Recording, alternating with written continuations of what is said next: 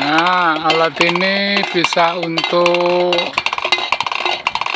mengusir tikus-tikus yang memakan padi-padi yang masih muda atau padi-padi yang sudah tua, ataupun bisa mengusir burung-burung pipit yang makan tanaman padi. Dengan demikian kita bisa